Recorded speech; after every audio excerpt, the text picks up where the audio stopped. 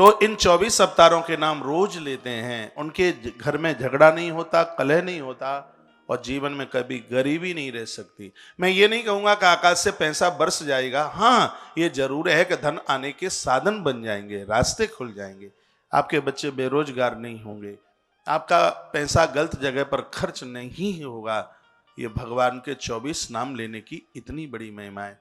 प्रातः बिस्तर से नीचे आप उतरते हैं तो बिना नहाए धोए हुए बिस्तर पर ही बैठ करके आप भगवान के 24 नाम लीजिए। जो नए श्रोता हैं वो लिख भी सकते हैं, सुन भी सकते हैं, रिकॉर्ड भी कर सकते हैं। पहला अवतार सनक सनंदन सनातन और सनत कुमार ऋषियों का अवतार हुआ है।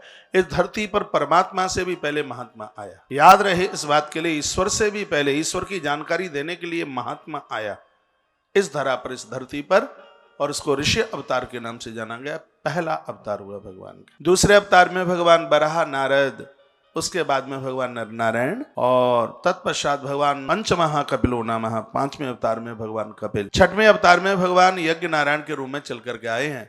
मेरे भगवान का आगमन हुआ भगवान दत्तात्रेय, ऋषभ देव भगवान और प्रसूदेव, और उसके बाद मत्स्य, कच्छप, धनवंतरी, मोहिनी, नरसिंह, वामन, परशुराम, वेद व्यास, प्रभु राम और बलराम, और उसके पश्चात एते चांस कलाम पुंसाम कृष्णस्थो भगवान स्वयं इंद्रारि व्याकुलम शोक लोकम मृडयन्ति युगे युगे।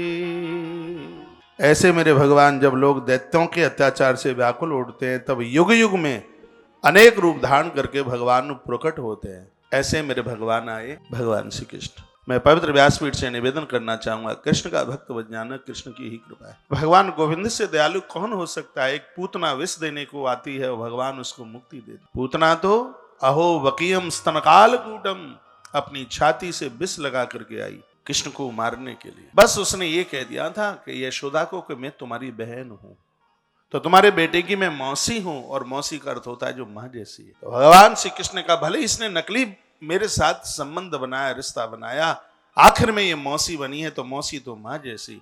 भगवान श्री कृष्ण ने उसको वह जगह दी है, माता यशोदा और देवकी को भगवान ने प्रदानित किया। भगवान कितने दयालु है। और दुख तो तब होता है ऐसे ईश्वर को छोड़ करके लोग इधर उधर भटक जाते हैं। बाबा तुलसी ने कहा था